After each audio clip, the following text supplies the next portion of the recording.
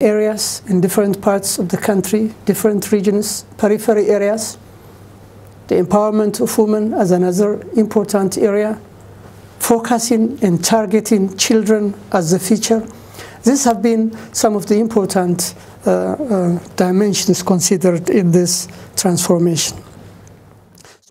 In the last 10 years, efforts have been made to create a critical mass of human capital, a human capital that would serve and transform the various branches of the economy, the social services, the various sets of cultural institutions that we have, and we have been successful. And in fact, the higher learning system has been expanded, and we have higher learning institutions in each of the 6 regions in the country, with a combined capacity of more than 18,000 students at one time. And we are graduating an average of 3,900 to 4,000 graduates per year from the higher learning institutions at both diploma and undergraduate degree level. For a country like Eritrea, in the situation described, in a very short time, with a limited capacity, to have this output, and on top of this, to have a master's program for medical specialization, graduating inside the country in collaboration with overseas institutions, is one of the remarkable achievements that we have seen, and which will have a great deal of impact in the overall national development. But all in all, education has really been expanded in the country. But again, as I said, there remains to be a strenuous effort to promote the quality of education more and more, on top of trying to reach every corner of the country. We have said that we are committed to regional peace, integration, and development. But one of the major problems is accusations without evidence. And now, if you happen to read the leaked draft report of this Somali monitoring group, so many sensible people have already started to ask, where is the evidence again after 18 months without evidence? No, we cannot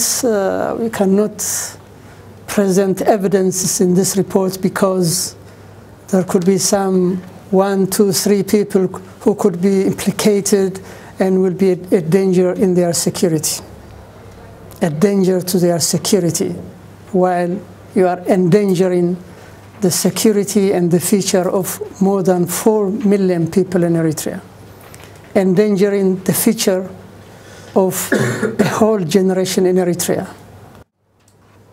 Eritrea is not isolated and will never be isolated.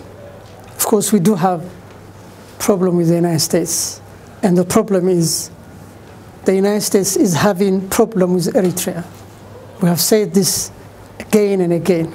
We don't have any problem with the United States. Of course, we always expose the truth as far as the wrong policies in the Horn of Africa is concerned. 20 years is a short period in terms of nation building, especially in the Eritrean situation. But we have made 2010 a turning point. We did not only survive, we have really shown that we have stood on our feet without any problem. And now the reason why we are celebrating the 20 years anniversary of Eritrea in a special way is because the government has developed its national development program, and especially the medium-term development plan for the next 3 years. And the government is committed to create a leap in our development in the next 2-3 years. We have used 2010 as a turning point to march towards a leap by 2030. There is a proverb in Arabic which says, is there anybody who knows Arabic here? Dr. Zakaria. It says, قطع كم أب وأم. I think it's trying to follow, it's just trying to follow some masters, some teachers that you are trying to live with. I think that's what they are trying to put in their thinking, in their thoughts. So they consider themselves as a regional superpower because that is how they have been nominated by the United States to be the regional police in the Horn of Africa. Go and invade Eritrea, go and invade Somalia. God knows who is going to be the next.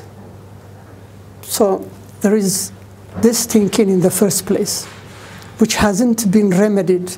And as I mentioned, in the last 100 years, one of the problems in the region, and in particular in Ethiopia, has been the continuous reliance on the ideology of aggression and the politics of hegemony of all successive Ethiopian regimes. And that's what we are seeing now. But on top of that, there are issues that have to be investigated. What is the internal situation in Ethiopia? I'm sure you know more than me about that. So there is the issue of trying to divert attention. The second issue is Eritrea is going to be economically growing and maybe again sabotage this. This could be another reason. And the third issue is, and of course following the instruction of the superpowers as well. So whatever the case, do we have to take it seriously? Well, of course we'll take it seriously, but it's nothing to worry about that.